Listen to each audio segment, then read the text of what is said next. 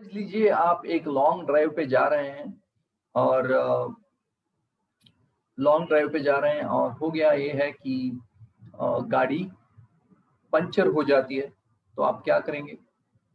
आप गाड़ी से उतरेंगे और स्टेपनी लगाएंगे और खुद लगाएंगे, स्टेपनी लगा के गाड़ी फिर से लेके चले जाएंगे आगे। लेकिन सिचुएशन को थोड़ा चेंज कर देते हैं, प्रॉब्लम को थोड़ा कठिन बना देते हैं। तो समझ लीजिए गाड़ी आप मॉर्निंग जा रहे हैं लॉन्ग ड्राइव के लिए और क्या होता है कि गाड़ी के इंजन से धुआं आने शुरू हो जाता है। सो आप गाड़ी रोकेंगे और आप देखेंगे कि क्या हो रहा है। ओके, धुआं आ रहा है। अभी आप क्या करेंगे? आप खुद इसको ओपन करेंगे इंजन को या मैकेनिक को बुलाएंगे?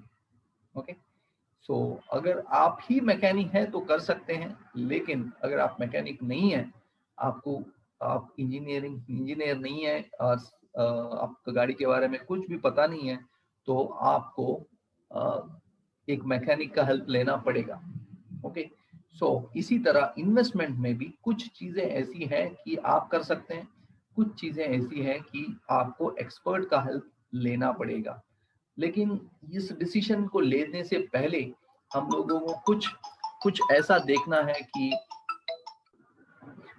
देखते हैं कि क्या देखना पड़ेगा एज एन इन्वेस्टर। जब भी एक इन्वेस्टर देखता है कि क्या मुझे खुद करना है अपना इन्वेस्टमेंट डिसीजंस, या म्यूचुअल फंड में डालना है, या डायरेक्ट स्टॉक में इन्वेस्ट करना है, डायरेक्ट बॉन्ड्स में इन्वेस्ट करना है।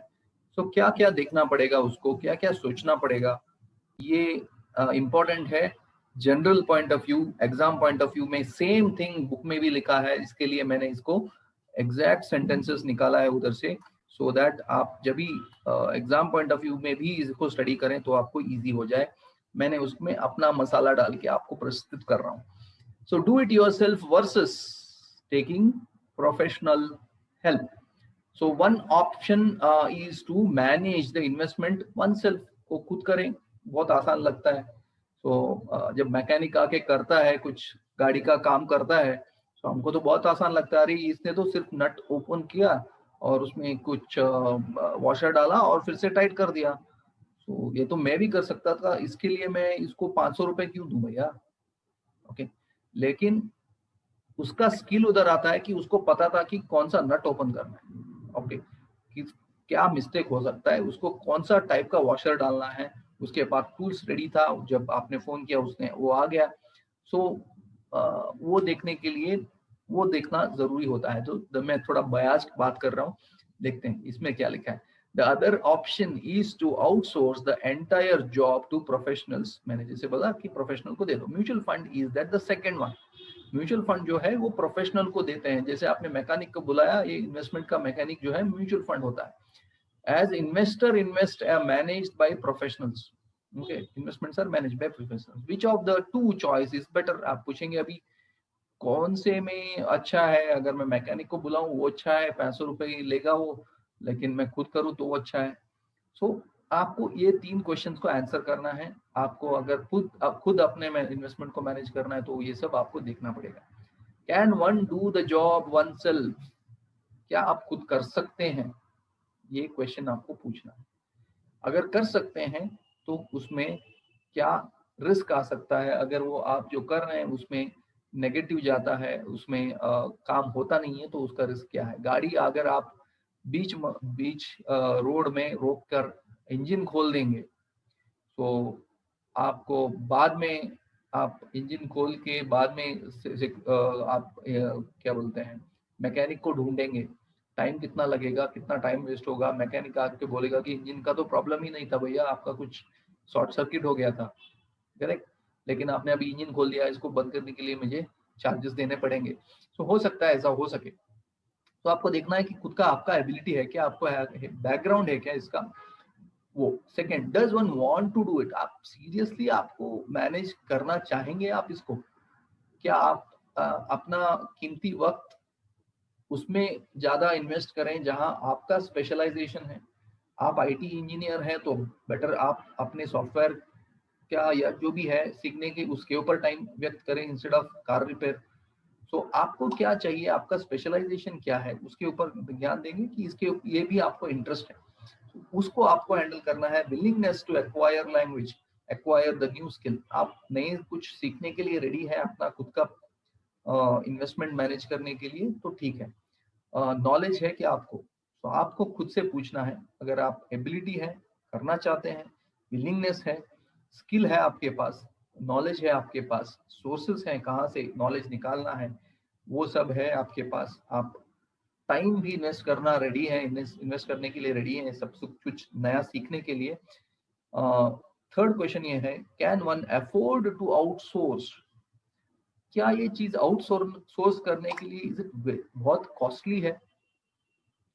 समझ लीजिए वही मैकेनिक जो है, आपके पास बहुत गाड़ियां हैं, आप एक बिजनेसमैन है जो गाड़ी का ट्रैवलिंग एजेंसी लगाते हैं, तो आपके पास बहुत गाड़ियां हैं, आपको लगता है कि मेरी गाड़ी तो हर बार खराब होती रहती है, मैं ही कुछ सीख लेता हूँ, ये आपका इन्वेस्टमेंट हो गया। लेकिन आपके पास एक ही गाड़ी है, ओके, आपका काम है ऑफिस का, और क्या आप एक गाड़ी के लिए और वो 500 रुपए बचाने के लिए उतना सब सीखने के लिए रेडी है क्या? ओके, क्या या आप अफोर्ड कर सकते हैं वो 500 रुपए? ओके, वो कॉस्टिंग क्या है उसका, वो कॉस्ट आप अफोर्ड कर सकते हैं कि अब आपका पोर्टफोलियो मैनेज करने के लिए। ये तीन चीजें आपको देखना है। मैं जस्ट रिपीट कर रहा हूँ, can one do the job oneself, does one want to do it, can one afford to outsource it. ये चीजें आप देखिए, आपको ही आंसर मिल जाएगा कि आपको ये आपका इन्वेस्टमेंट मैनेजमेंट जो है आउटसोर्स करना है म्यूचुअल फंड जैसे इन्वेस्टमेंट प्रोडक्ट में, या आपको खुद करना है। So two hidden cost, okay, for DIY, do it yourself, खुद करेंगे तो एक दो हिडन कॉस्ट है। ये एक है time spent on managing the portfolio.